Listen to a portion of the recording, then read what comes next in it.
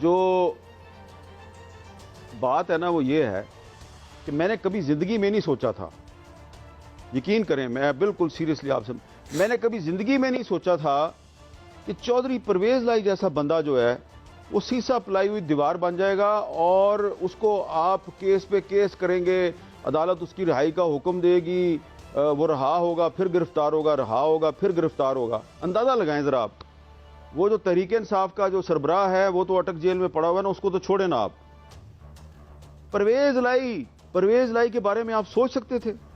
तो अगर परवेज़ लाई जैसा बंदा जो है वो इस पूरे सेटअप को इतना टफ टाइम दे रहा है, तो आप खुद ही अंदाज़ा लगा लें कि आने वाले वक्त में अगर ये बंदा हीरो बन गया तो और कितने बंदे हीरो बनेंगे। इसलिए इस वक्त जो है ना एक खौफ की फ़ज़ा है, लोग बोलते नहीं हैं।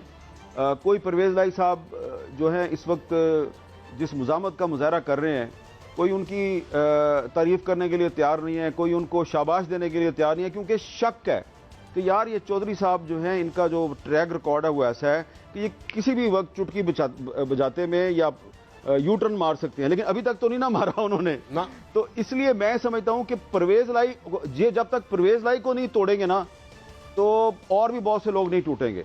और अगर ये सेटअप जो है, ये सारे लोग इन्होंने अगर परवेज़ लाई को हीरो बना दिया है तो फिर आप खुद ही सोचें कि इनके अपने पल्ले क्या है।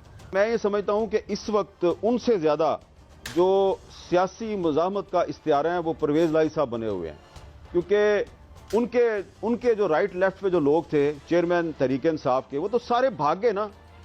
तो परवेज़ लाई को वो साहब कहते थे ये पंजाब का सबसे बड़ा डाकू है। तो पंजाब का ऐसा लगता है कि पंजाब का सबसे बड़ा डाकू जो है वो अब पंजाब में सियासी मुज़ाहमत का सबसे बड़ा इख्तियारा बन गया है और मैच पड़ गया है चेयरमैन तहरीक इंसाफ और परवेज़ लाई में कि कौन ज्यादा मुज़ाहमत करता है। अब देखें कौन जीता। जो अख्तर महंगल साहब ने परसों खत लिखे ना नवाज शरीफ को, वो आप खत पढ़ें। देखें नवाज शरीफ साहब जो है पहली दफ़ा वज़ीर आज़म बने और वज़ीर आज़म उनको किसने बनवाया आपको पता है, और उसके बाद जिन्होंने वज़ीर आज़म बनवाया उन्होंने उन्हीं के साथ पंगा किया, फारग हो गए।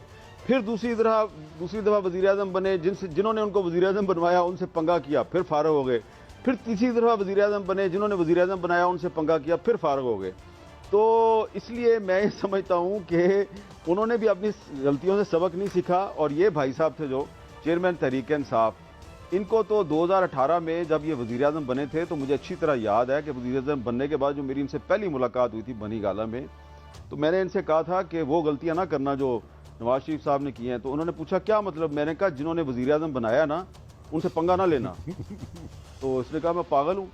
और उसके बाद फिर इन्होंने, देखें आज के दौर में जो सहाफ़ी हैं ना उनको दो काम करने चाहिए। नंबर वन कि ये सोच लें कि भाई आप सहाफ़ी हैं, आप किसी सियासी जमात या किसी इंटरेस्ट ग्रुप के आप तर्जुमान नहीं हैं और आपने सिर्फ सहाफ़त करनी है। सहाफ़त को सीढ़ी बना के आपने हुकूमत में नहीं आना या कोई बड़ा आपने सरकारी ओहदा हासिल नहीं करना।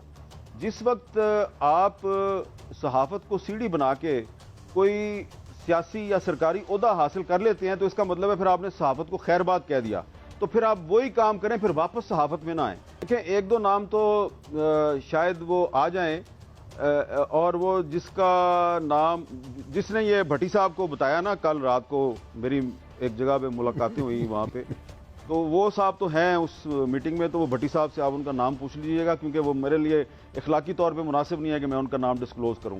लेकिन मेरी इतला यही है कि ये जो नाम आ रहे हैं ना सोशल मीडिया पे या अखबारों में या टीवी चैनल्स ने ऐसी लिस्ट बनाई हुई है, ये भी बन रहा है ये भी बन रहा है, वो कोई नहीं है। उसमें बहुत से सरप्राइज होंगे आपके लिए और आपको समझ आ जाएगा कि अगले 1.5-2 साल में पाकिस्तान में होना क्या है।